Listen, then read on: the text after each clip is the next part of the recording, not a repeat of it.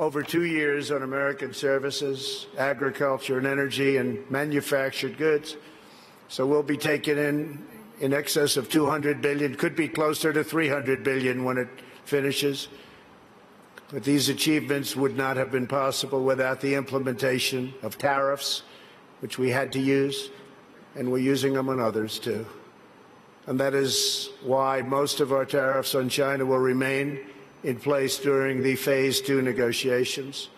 For the most part, the tariffs have been left, and we're being paid billions and billions of dollars a year as a country.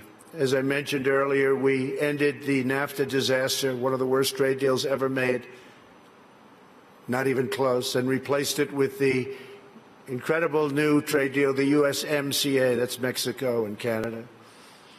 In the nearly 25 years after NAFTA, the United States lost 1 in 4 manufacturing jobs, including nearly 1 in 4 vehicle manufacturing jobs. It was an incentive to leave the country. The NAFTA agreement exemplified the decades-long failures of the international trading system. The agreement shifted wealth to the hands of a few, promoted massive outsourcing, drove down wages, and shuttered plants and factories by the thousands. The plants would leave our country, make the product, sell it into our country. We ended up with no jobs and no taxes. Would buy other countries' product. That doesn't happen anymore. This is the wreckage that I was elected to clean up. It's probably the reason I ran for president more than any other thing, because I couldn't understand why we were losing all of these jobs to other countries at such a rapid rate. And it got worse and worse, and I think it's probably the primary reason that I ran, but there are other reasons also. And to replace with a new system that puts workers before the special interests, and the special interests will do just fine, but the workers come first. Our brand new USMCA is the result of the broadest coalition ever assembled for a trade agreement. Manufacturing, agriculture, and labor all strongly endorsed the deal. And as you know, it just passed in Congress overwhelmingly. It shows how to solve the 21st century challenge we all face, protecting intellectual property, expanding digital trade, reshoring lost jobs, and ensuring rising wages and living standards. The United States has also concluded a great new trade deal with Japan, approximately $40 billion, and completely renegotiated our deal with South Korea. We're also negotiating many other transactions with many other countries. And we look forward to negotiating a tremendous new deal with the United Kingdom. Have a wonderful new prime minister and wants very much to make a deal, as they say. To protect our security and our economy, we are also boldly embracing American energy independence.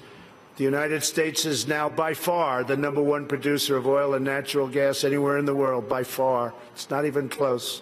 While many European countries struggle with crippling energy costs, the American energy revolution is saving American families $2,500 every year in lowering electric bills, and numbers that people said couldn't happen. And also, very importantly, prices at the pump.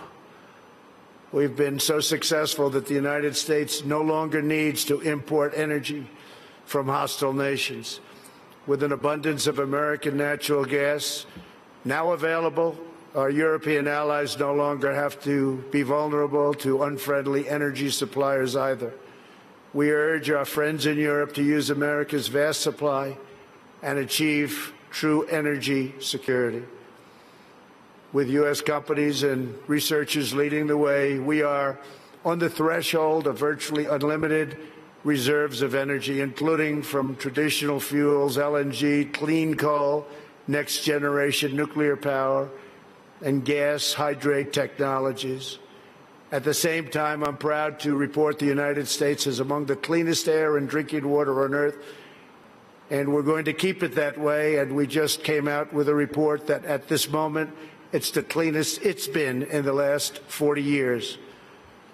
We're committed to conserving the majesty of God's creation and the natural beauty of our world. Today, I'm pleased to announce the United States will join 1 Trillion Trees initiative being launched here at the World Economic Forum. 1 trillion trees. And in doing so, we will continue to show strong leadership in restoring, growing, and better managing our trees and our forests. This is not a time for pessimism. This is a time for optimism. Fear and doubt is not a good thought process, because this is a time for tremendous hope and joy and optimism and action.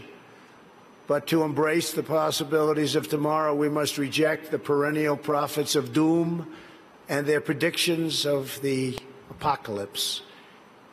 They are the heirs of yesterday's foolish fortune tellers, and I have them, and you have them, and we all have them. And they want to see us do badly, but we don't let that happen. They predicted an overpopulation crisis in the 1960s, mass starvation in the 70s, and an end of oil in the 1990s. These alarmists always demand the same thing: absolute power to dominate, transform, and control every aspect of our lives.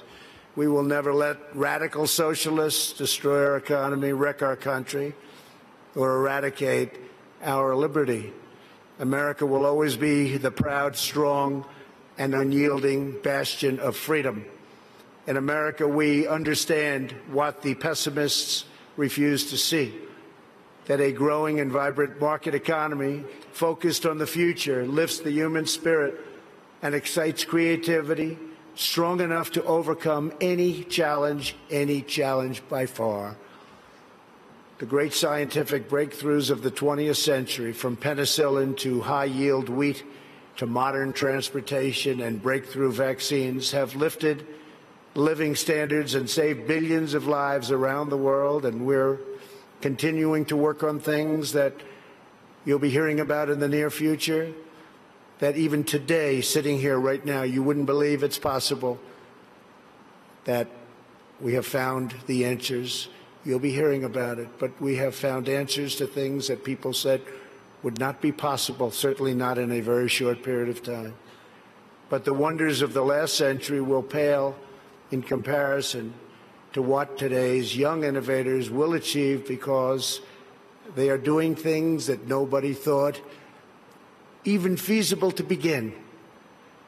We continue to embrace technology, not to shun it. When people are free to innovate, millions will live longer, happier, healthier lives.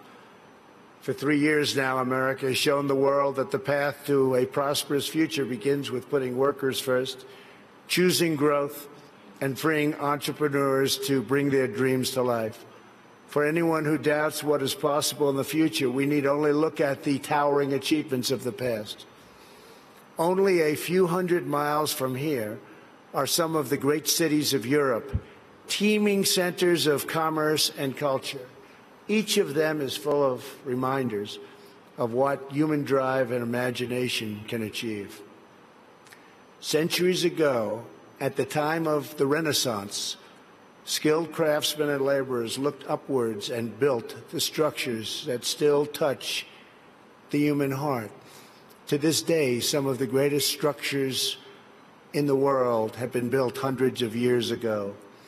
In Italy, the citizens once started construction on what would be a 140-year project, the Duomo of Florence. Incredible, incredible place. While the technology did not yet exist to complete their design, city fathers forged ahead anyway, certain that they would figure it out someday. These citizens of Florence did not accept limits to their high aspirations, and so the Great Dome was finally built. In France, another century-long project continues to hold such a grip on our hearts and our souls that even 800 years after its construction, when the Cathedral of Notre Dame was engulfed in flames last year, such a sad sight to watch, unbelievable sight, especially for those of us that considered it one of the great great monuments and representing so many different things.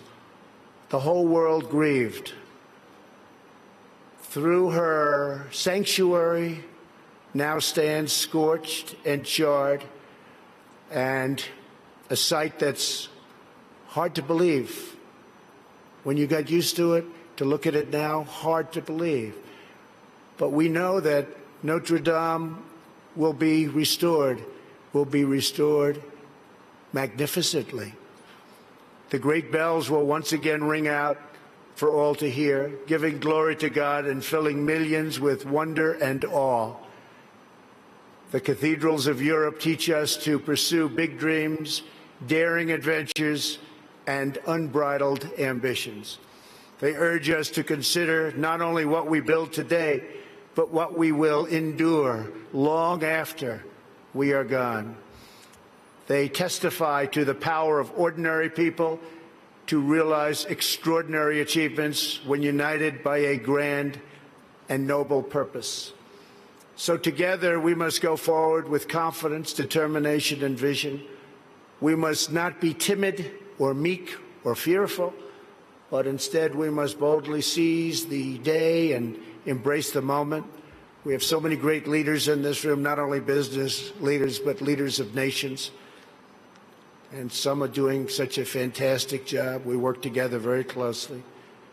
We will draw strength from the glories of the past, and we will make greatness our common mission for the future. Together we will make our nations stronger, our countries safer, our culture richer, our people freer, and the world more beautiful than ever before. Above all else, we will forever be loyal to our workers, our citizens, and our families, the men and women who are the backbone of our economies, the heart of our communities, and the soul of our countries. Let us bring light to their lives one by one and empower them to light up the world. Thank you very much. God bless you. God bless your countries, and God bless America. Thank you. Thank you very much.